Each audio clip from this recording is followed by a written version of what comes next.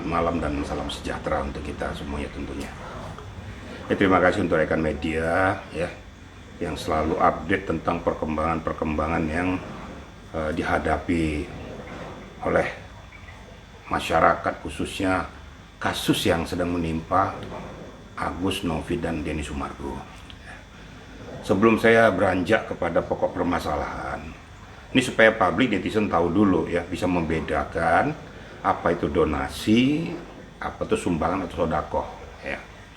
Kalau sumbangan itu ya, ini serta-merta secara spontanitas karena adanya suatu rasa empati atau kepedulian terhadap seseorang yang mungkin membutuhkan bantuan dan pertolongan seketika itu. Sehingga saya mempunyai rasa kemanusiaan, saya memberikan sesuatu kepada orang tersebut. Kalaupun kurang, mungkin saya bisa panggil teman-teman saya, kita bantu dia yuk, kasihan dia. Contoh seperti itu. Tapi pada saat sudah berpindah tangan, uang yang kita serahkan kepada orang yang membutuhkan bantuan itu terserah dia.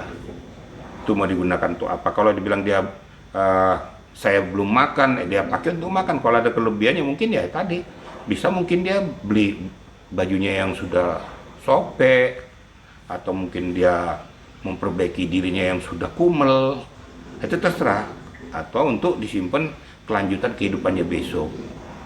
Tapi tidak ada pertanggungjawaban, karena memang itu kan spontanitas. Ya sumbangan itu ya sama aja dengan sedekah juga, amal. Nah, amal rasa kepedulian kita kepada orang yang membutuhkan bantuan. Itu sumbangan atau sedekah ya, atau amal. Nah kalau donasi, itu udah jelas donasi itu terstruktur ya. Dan juga donasi itu pasti ada objeknya yang dituju, dan itu pasti akan dikumpul dalam suatu perkumpulan, kemudian mungkin yayasan juga. Nah, setelah terakumulasi ini ditujukanlah kepada objek yang membutuhkan kepedulian itu. Biasanya donasi itu ada koordinasi kesepakatan kepada objek yang kita tuju. Dipergunakan untuk apa ini? Sehingga peruntukannya jelas. Ini ya perbedaan antara donasi dengan sumbangan atau sedekah. Nah kita masuk kepada substansi permasalahan ya. Memang saya juga miris juga melihat perkembangan antara Novi, Agus, Denny Sumargo dengan para rekan-rekan lawyers nih ya. Suatu permasalahan yang sebenarnya tidak perlu diperbesar apabila kita duduk sama-sama dengan kepala dingin, dengan otak yang jernih dan rasional menyelesaikan pokok permasalahan ini. Ini masalahnya kan uang donasi, bukan milik Agus, bukan milik Novi, bukan Denny Sumargo. Ini milik donatur yang diperuntukkan dengan kepedulian terhadap Agus yang kebetulan kena siram air panas, air keras ya. Nah, kita belum menungkit kepada siapa yang menyiram air keras itu loh ya. Hanya kepedulian aja. Kita kalau secara pidana kan kita cari juga siapa yang menyiram air keras tuh. Tapi kita berbicara tentang masalah donasi dulu. Nah dalam hal ini Novi bersepakat dengan Agus. Ini awal ceritanya dulu ya. Supaya nanti kalau kita memberikan komentar juga ya, siapapun yang memberikan komentar jangan nyamber tiba-tiba nggak tahu permasalahannya langsung berikan statement akhirnya bias, nggak ngerti. Padahal pokok permasalahan dari awal itu apa, sehingga merugikan sepihak atau beberapa pihak. Nah sehingga apa yang disampaikan sudah tidak terstruktur lagi. Karena apa? Karena hanya rasa emosionalnya, pengen tampil kemudian ngomong berapi-api, salah lagi. Karena dia tidak tahu pokok permasalahan. Nah sekarang saya masuk kepada apa yang saya sampaikan tadi. Adanya suatu koordinasi antara Novi dengan Agus untuk melakukan pengobatan terhadap matanya yang kena air keras. Saya masih ingat pada saat dia podcast dengan Deddy Corbuzier tuh bahwa itu uang baru terakumulasi itu 35 juta, kurang. Akhirnya Novi mempunyai inisiatif menggandeng Denny Sumargo melalui podcastnya untuk mengumpulkan donasi-donasi dari para donatur yang punya kepedulian dan punya kemanusiaan. Sehingga terakumulasilah uang itu 1,5 M pada saat itu. Nah sayangnya saya juga nggak tahu judul ceritanya kok. Ini kan yang memberikan gagasan inisiatif ini kan yayasan. Kok tiba-tiba ada rekeningnya Agus yang nyamber ke Denny Sumargo, sehingga Masuklah ke rekening itu. Yang apesnya lagi, ternyata Agus itu menggunakan BPJS. Dan uangnya juga tidak diperuntukkan kepada Mata. Ada sebagian untuk online, untuk membayar kontrak rumah atau utang rumah, saya juga nggak tahu. Sehingga terakumulasi waktu itu kurang lebih 95 juta. Saya masih hafal semua itu. Karena ini saya ikuti dari awal. Nah, sehingga Novi merasa berkeberatan dong, karena dia mengatakan kenapa kamu melakukan itu kepada fonds yang lain. Terus bagaimana saya mempertanggungjawabkan kepada para donatur? Lo kamu bilang ngobati Mata Agus, kok dia beli ini, belanja online dan lain sebagainya. Nah, sehingga Novi berinisiatif kembalikan ke yayasan. Oke, kamu akan saya obati melalui yayasan ini. Kemanapun saya akan dampingi. Tentunya apa yang kau lakukan kita keluarkan uang, tapi ada pertanggungjawaban keuangannya. Apakah itu contoh laboratorium kita lakukan, operasi kita lakukan, ada pertanggungjawaban keuangannya berupa kwitansi, berapa nilai jumlah yang dikeluarkan. Itu menurut Novi, kan gitu. Nah, ternyata ya Agus tidak berterima. Nah, kisruhlah permasalahan ini. Cuma yang saya bingung, apa yang dikisruhkan? Ini kan uang donatur. Loh, Agus kenapa harus ngotot? Harus kepada Agus? Kan nggak boleh, kamu harus bersyukur, Agus. Ada yang mau membantu kamu tuh bersyukur. Karena itu hanya untuk matamu, bukan untuk kepentingan lain. Dan kamu tuh tidak punya hak untuk ngambil overhandle itu uang untuk mau kau apakan tuh duit, yang nggak bisa dong. Itu namanya melampaui apa yang sudah disepakati. Duh, terus bagaimana Novi nanti mempertanggungjawabkan pada donatur? Kamu bilang untuk mengobati Mata ternyata dimanfaatkan untuk beli ini, beli itu. Dan terbukti sudah ada yang digunakan kepada fonds yang lain. Nah, makanya terakumulasilah di Novi. Nah, yang lucunya ya, kenapa Novi dilaporkan? Nah, mengatakan menggelapkan uang. Benar nggak Novi menggelapkan uang? Kalau benar itu bolehlah dipidanakan. Tapi kalau fonds uang itu ada di tempat, ya dasarnya untuk melaporkan apa? Nah, kan Novi yang inisiatornya. Nah, saya tidak membela siapa-siapa, supaya ini duduk permasalahan, supaya betul-betul clear and clean. Nah, sebaiknya saya udah ikutin aja lah aturan main itu. Kamu kan mau pengen obat mata, ya sudah obat mata. Itu aja lakukan melalui yayasan ini, dipertanggungjawabkan. Nah, ini yang jadi pokok masalah, jadi kisruh. Sehingga berlarut-larut, akhirnya lapor-melapor. Kira-kira gitu untuk kendala. Ya. Tapi menarik ketika kuasa hukum Agus, yaitu Bang Parat Agus, itu mengatakan bahwa uang yang ada di yayasan itu adalah sah milik Agus. Gimana mungkin menangkapnya? Uang yang saat ini yang di yayasan itu adalah miliknya Agus. Milik Agus untuk apa? Uang itu bukan milik Agus. Uang itu diperuntukkan untuk berobat mata Agus. Beda loh ya. Kalau uang milik Agus berarti dia punya hak untuk menggunakan dalam bentuk apapun. Tapi uang ini diperuntukkan untuk mengobati mata Agus. Dia tidak boleh disimpangkan kepada yang lain. Nah, karena inisiatornya yayasan lah mempunyai hak dan tanggung jawab untuk mengarahkan Agus berobat mata sesuai dengan fonds yang diberikan oleh para donatur, gitu loh kira-kira ya.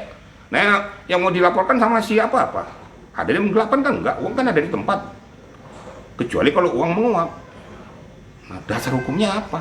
Kan nggak ada. Apa yang mau dilaporkan? Absurd dong. Gitu kira-kira ya. Tapi menyayangkan Mr. Jenderal atas apa yang sudah dilakukan oleh pengacara FA ini kepada Novi yang melaporkan ke Polda kemarin. Saya yakin ya, apa yang dilaporkan itu akan mentah. Kenapa? Karena pada posisi itu kan sudah jelas. Jelas mekanismenya, jelas strukturnya, jelas peruntukannya, dan inisiatif daripada Novi juga dengan penuh kemanusiaan dia melakukan tindakan itu. Dia kan tidak menyimpangkan konsumen, yang mau dilaporkan apa dia? Kalau nggak ada Novi, bisa nggak Agus dapat itu? Kalau nggak ada Denny Sumargo, bisa nggak dia dapat itu? Boro-boro bisa untuk dapat menyimpangkan uangnya sudah 93 juta. Ini kan karena kepedulian Novi sebenarnya. Tanda kutip, kecuali kalau Novi menyimpangkan uang ini dan dia tidak memberikan kepada Agus. Ini diberikan adalah untuk mengobati.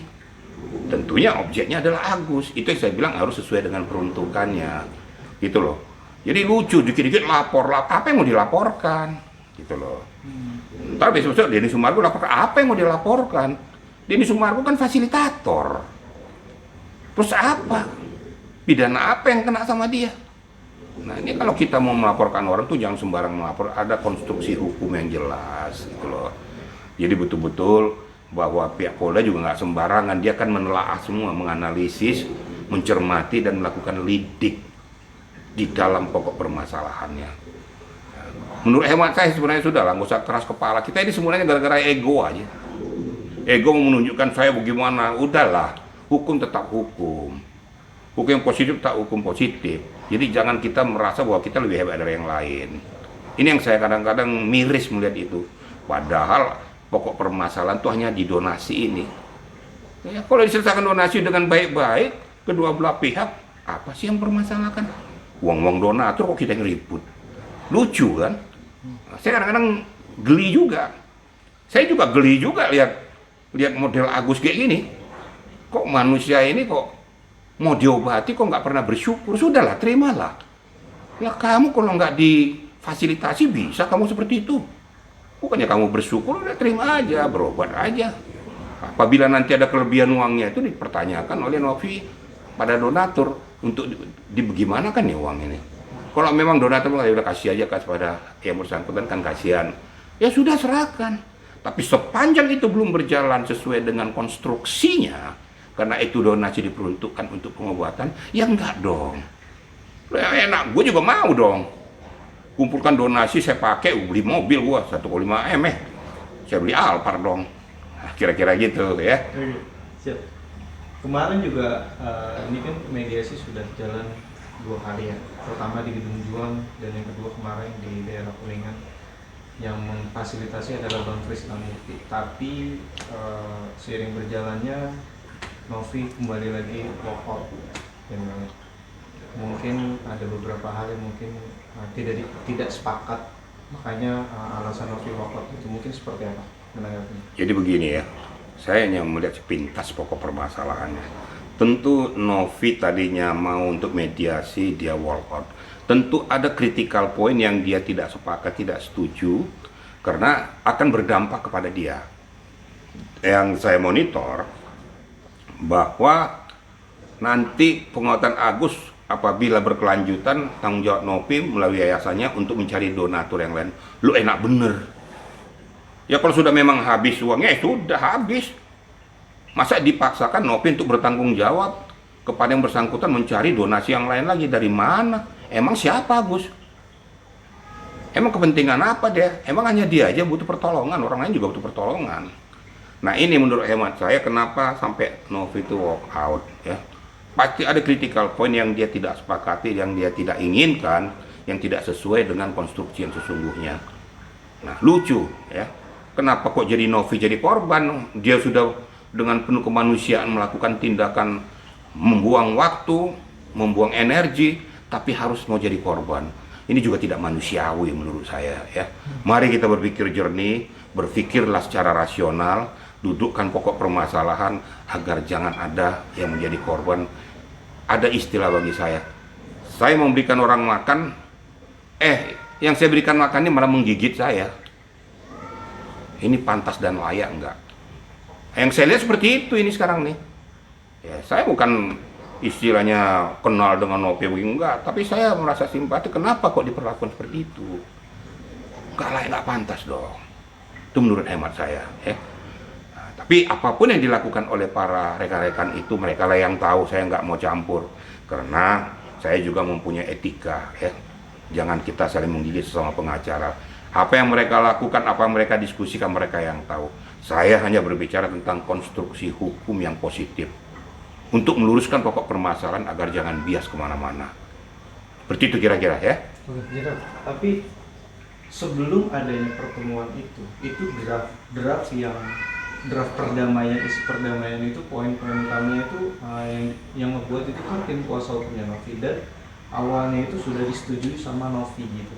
Nah, tapi memang pada saat karena kan saya ada juga ya, pada saat adanya mediasi itu di meja bundar itu, sebelumnya itu pihaknya dari Novi, tim kuasa hukumnya Novi itu menelpon Bang Denny Sumargo, mengingat Novi itu masih ingin diikut sertakan, maksudnya Bang Denny juga mau ingin ikut disertakan gitu di dalam penandatanganan isi draft perdamaian itu. Maksudnya Denny Sumargo.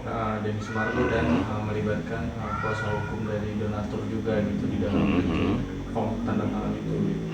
Tapi ya itu lagi-lagi mungkin kayak merasa terpojokan atau seperti apa sehingga menyebabkan walkout. Dan itu juga tanpa sepengetahuan Bang Brian ya, yang dimana Bang Brian juga ada di situ dan ikut mengundurkan diri juga kemarin gitu sebagai kuasa hukumnya Novi.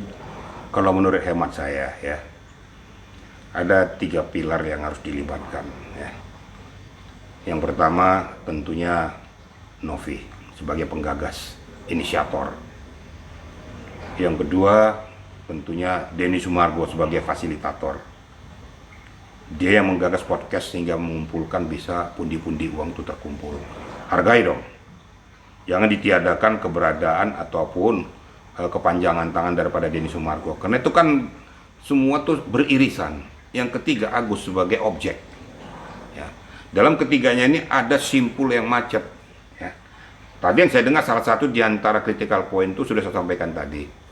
Yang kedua ya, saya juga kurang pas juga kalau Denny Sumargo tidak dilibatkan dalam pokok permasalahan ini. Karena dia juga andil besar dalam hal ini, kan gitu. Jadi sehingga, maka saya bilang kalau rasa ego kita yang selalu kita tunjukkan tidak akan selesai pokok masalahnya. Nah di dalam penandatangannya ke 3 pihak ini harus turut serta. Nah kalaupun dari pihak donatur datang tuh ke sana itu andil itu adalah mengatasnamakan donatur, itu pun harus penunjukan daripada kuasa hukum mengatasnamakan 8.000 donatur tersebut. Kan gitu kira-kira ya. Nah, jadi makanya saya katakan saya yakin Novi tidak mau menandatangani itu karena ada critical point yang tidak ngepas dan dia merasa dipojokkan. Nah, ini yang sangat disayangkan kita. Kalau namanya mediasi, diskusi, jangan tunjukkan keangkuhan kita. Jangan tunjukkan arogansi kita. Duduklah sama rendah, berdiri sama tinggi, selesaikan pokok permasalahan. Nah sekarang jadi seperti kayak gini, mau jadi apa? Kan gitu. Ini yang jadi pokok permasalahan sehingga objek juga tidak dapat menerima itu. Kemudian subjek yang memediasi juga tidak bisa menyelesaikan masalah. Kemudian inisiator-inisiator ini juga tidak bisa menuntaskan pokok permasalahannya. Kenapa? Critical point itu tidak disepakati bersama. Hanya satu saja kok. Kalau Agus betul-betul kamu tuh merasa sakit, gak usah terlalu banyak tingkah, gak usah terlalu kau banyak action. Ya, sudahlah kalau kau memang mau diobati, obati aja kok banyak sekali. Sebenarnya tanpa siapa-siapa pun, kalau kau memang betul-betul mau diobati, tanpa pengacara pun kau koordinasi aja dengan Novi. Kenapa harus kok kayak gitu? Kecuali kalau sudah koordinasi pengobatan Novi membuat tuh hal-hal yang lain itu beda ya. Tapi kalau memang konstruksinya pas, kenapa? Nah ini yang sangat disayangkan. Yang gak usah lah buat seperti kayak gitu. Saya melihat juga dia teriak-teriak. Saya kadang-kadang miris juga, jengkel juga saya. Yang kau teriakin apa, Gus? Yang bikin masalah ya kamu. Gitu loh. Kau bikin masalah, kau teriak-teriak. Emang uangmu? Nah, itu kan bukan uangmu. Itu uang donatur. Apa hak kamu untuk teriak-teriak untuk minta itu uang saya? Sejak kapan kau dapat uang itu?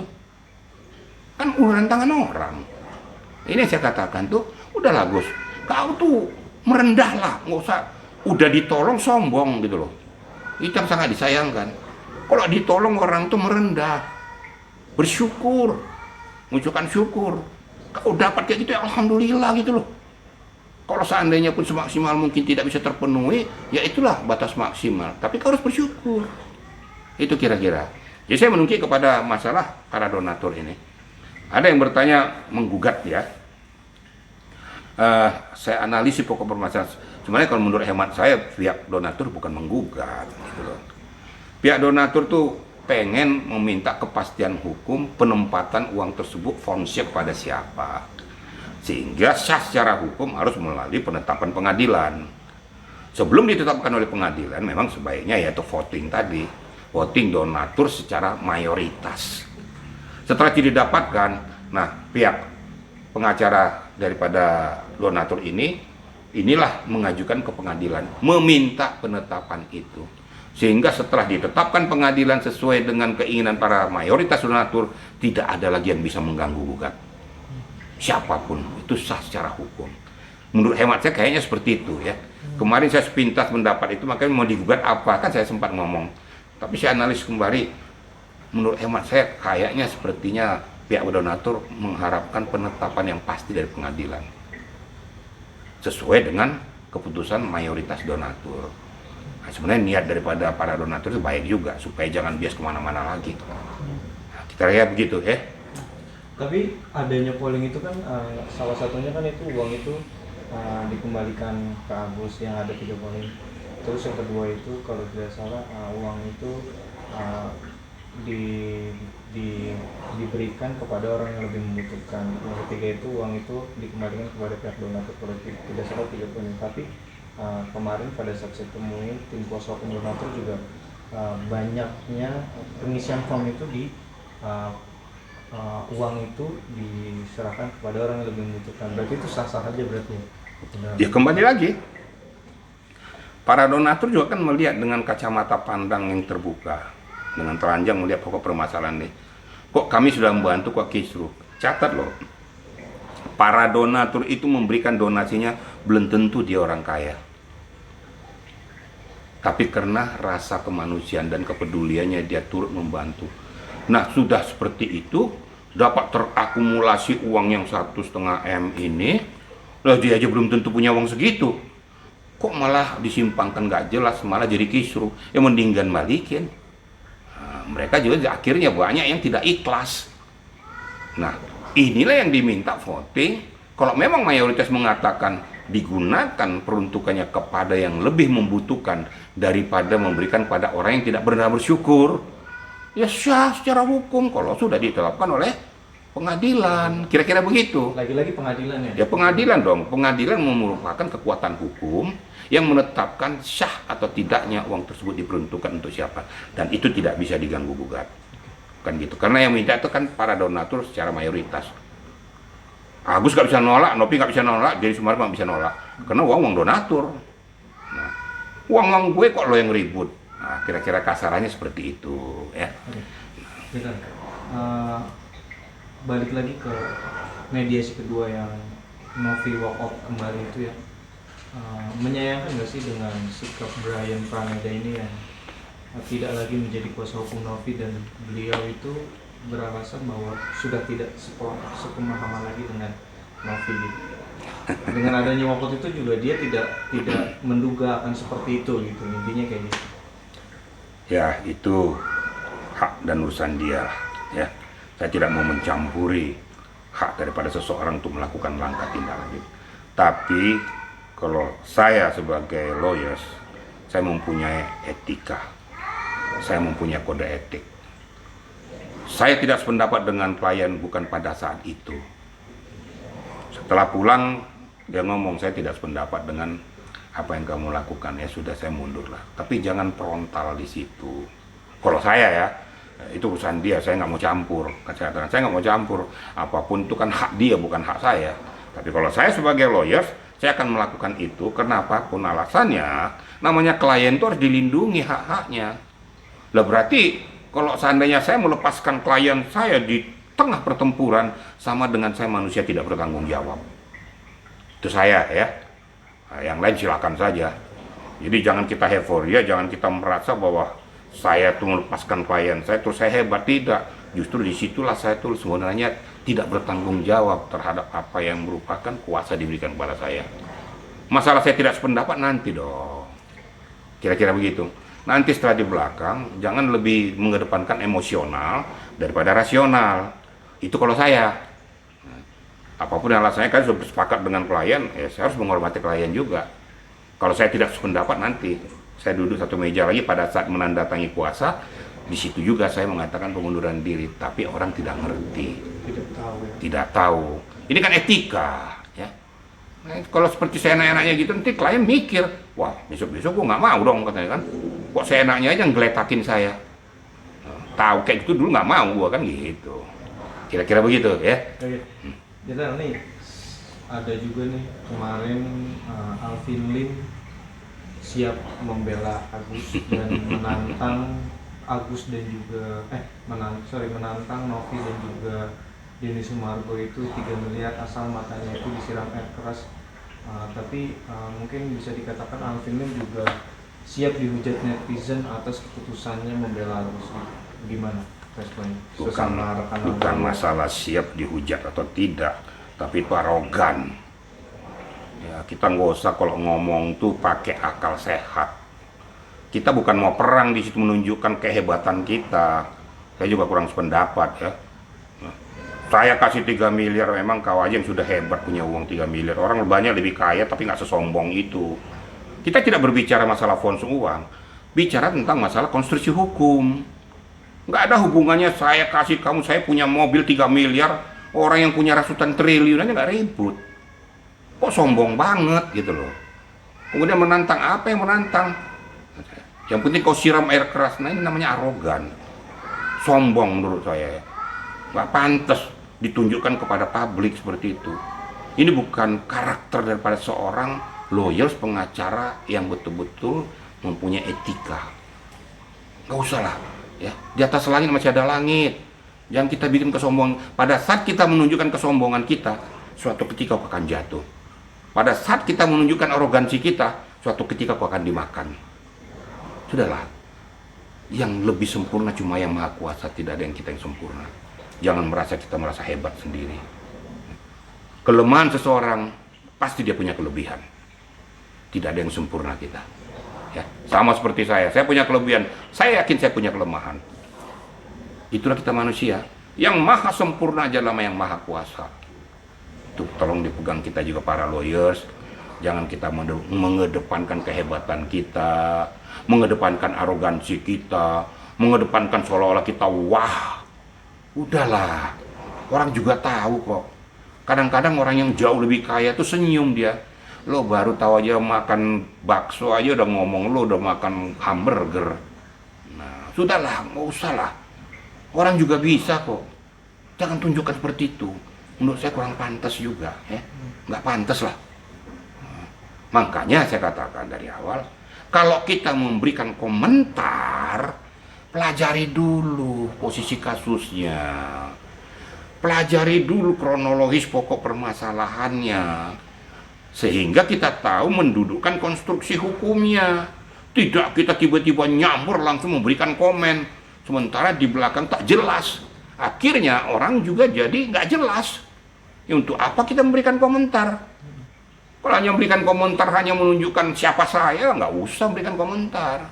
Memberikan komentar, memberikan satu statement, memberikan pencerahan hukum pada masyarakat, pelajarilah bagaimana duduk permasalahan dari awal, sehingga orang yang kita tuju, objek yang kita tuju juga ya merasa nyaman.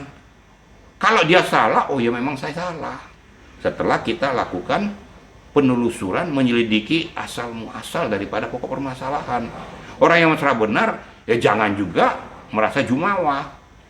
Yang merasa salah ya perbaiki. Nah, lakukanlah itu mediasi yang baik, sehingga masyarakat tahu oh posisi kasus seperti ini sebenarnya.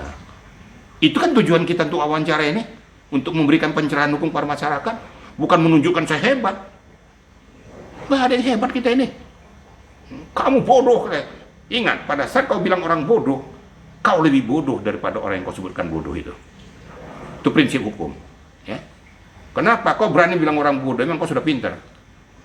Ya kau juga bodoh dong, lebih bodoh dari orang lain. Nah ini prinsip saya seperti itu. Makanya saya tidak berani menghujat orang. Kenapa? Karena saya nggak ngerti. Jangan-jangan orang yang saya tuju itu lebih hebat dari saya. Saya harus merendahkan hati. Karena saya nggak tahu kadar yang saya hadapi. Dia kalem, tak tahu otaknya encer. Saya merasa lebih hebat dari dia, padahal dia lebih pintar dari saya. Nggak berani saya. Itulah prinsip hidup saya. Ya. Oke. Bahkan pada saat mediasi kemarin kan ada moderator ya Jenderal Bang Abraham Silabon ini dianggap netizen itu tidak netral. Beliau juga memberikan klarifikasi di saat di akun TikToknya itu bahwa jika memang kejadian deadlock itu terjadi lagi dan sampai Novi itu walk out itu kalau tahu begitu kejadian dia akan tidak mau menjadi moderator gitu. Mungkin seperti itu. Saya nggak mau mencampuri substansi itulah ya. Itu kan hak daripada Abraham Silabon ya. Dia ditunjuk, dia melakukan tugas dan tanggung jawabnya. Saya yakin di dalam benaknya Abraham Silabon juga sebenarnya tidak mengharapkan seperti itu. Tapi dalam perjalanannya ya terjadi juga. Nah, kita juga jernih menyikapi itu. Nah, kadang-kadang orang, kenapa Abraham Silabon kayak gini?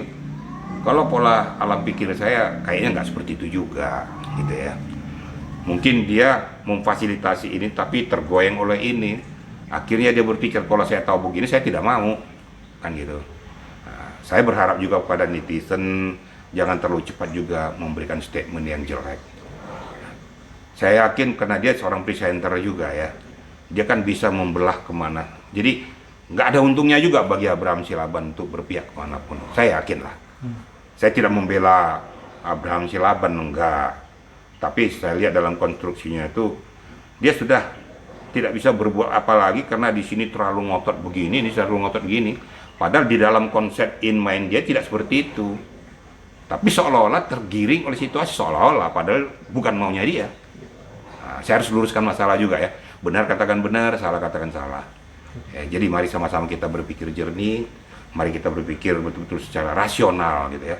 Nah, contoh seperti tadi ini saya lanjutkan saja supaya jangan ini. Tadi saya lihat ke Kemensos.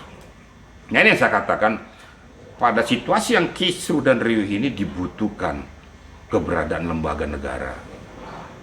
Saya ngomong kemarin ini, membutuhkan lembaga negara untuk turut campur karena warga negaranya ada yang mengalami proses seperti ini. Nah, faktanya tadi pagi ternyata gayung bersambut daripada Kemensos menerima itu. Saya berharap juga bahwa dengan mediasi daripada Kemensos bisa memfasilitasi Agus. Mudah-mudahan dari Kemensos mengarahkan kepada Kementerian Kesehatan untuk melakukan pengobatan kebuatan bersangkutan sampai tuntas.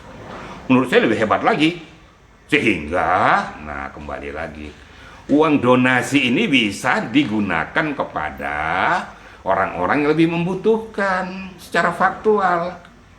Jangan pula sudah diobati, Agus merasa itu uangnya, enggak. Gitu loh. Seakan tujuanmu kan itu apa? Untuk ngomongin mata kan? Nah, diobati oleh Kemensos melalui Kementerian Kesehatan. Tuntaskan, kamu nggak usah bayar. Terus kamu berharap uang lagi, emangnya ngapain? Tolong berpikir jernih juga.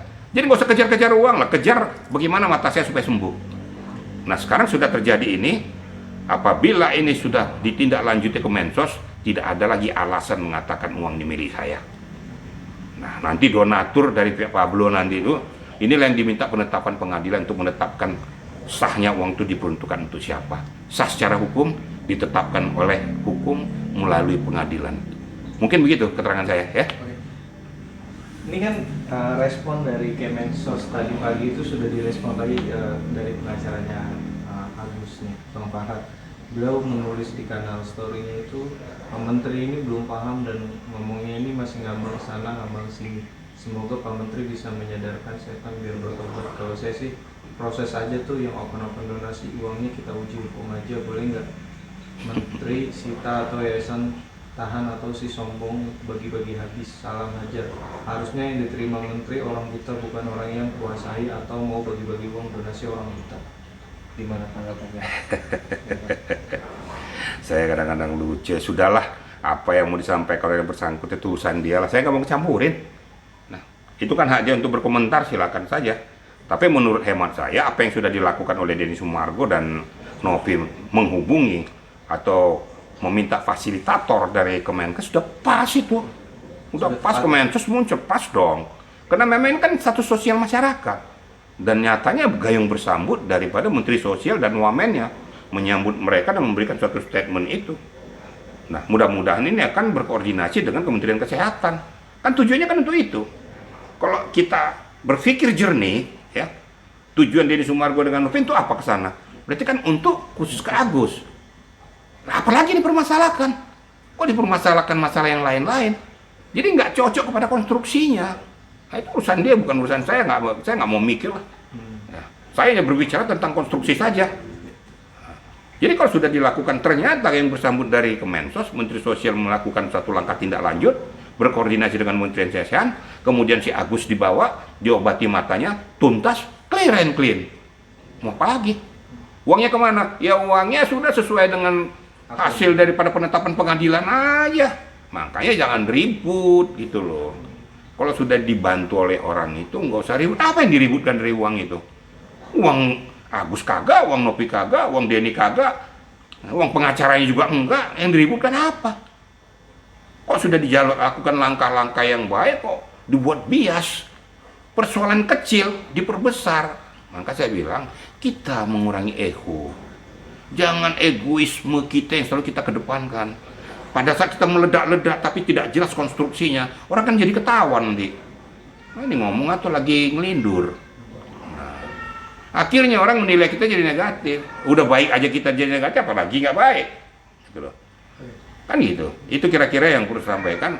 Ya sudah, ayolah kita dengan kepala yang dingin, hati yang tenang, selesaikan, duduk bersama siapapun yang bermasalah di posisi ini. Ayolah sama-sama kita rembukkan biar selesai pokok masalah. Nggak usah lagi diributkan, membuat lagi carut-marut di masyarakat. Supaya masyarakat tenang berpikir tentang hal-hal yang lain. Kira-kira gitu ya. Mungkin ada rencana dari pengacaranya Agus ini, Bang Krisnamurti, akan membawa Agus ini berobat ke Singapura. Mungkin tanggapan Silakan aja, kalau mereka banyak duit bawa aja. bagus saya. Ya silakan, saya mendukung. Kalau mau dibawa ke Singapura, kalau memang mereka punya fund, siapa yang donaturnya, monggo-monggo aja, bagus lah. Nah, sehingga Agus bisa berubah dengan baik. Nah, kalau langkah lain positif, kita apresiasi. Kalau memang itu memang langkahnya yang baik, mau dibawa ke Singapura supaya betul-betul sembuh total, oh alhamdulillah. Udah terima aja, Bos. Gak usah banyak komentar lagi loh. Jangan mikir kalau dibawa ke sono, terus minta uang dari situ, ya enggak lagi. Pakai aja duit lo, karena kan tidak itu konstruksinya. Siapa yang berani untuk bawa, berani bertanggung jawab. Itu dong. Nah, sehingga orang pada saat pulang betul-betul kita dengan mengeluarkan dana dan dari pribadi kita, hebat juga Bapak itu, salut. Kita apresiasi. Hal yang baik apresiasi, hal yang kurang pas kita luruskan, kan gitu. Kembali lagi pada hal yang saya katakan tadi, tolong siapapun kita pada saat kita memberikan komentar, ya, pelajari dulu pokok masalahnya, pelajari dulu kronologisnya, sehingga apa yang kita sampaikan itu bisa berkena di orang-orang yang kita hadapi. Mudah-mudahan dengan peristiwa ini memberikan pelajaran bagi kita untuk ke depan lah, agar jangan lagi terjadi peristiwa seperti ini. Hal yang sepele, hal yang kecil dibuat jadi besar, gara-gara rasa ego pribadi, kelompok dan lain sebagainya. Kira-kira gitu, ya? Oke, mantap.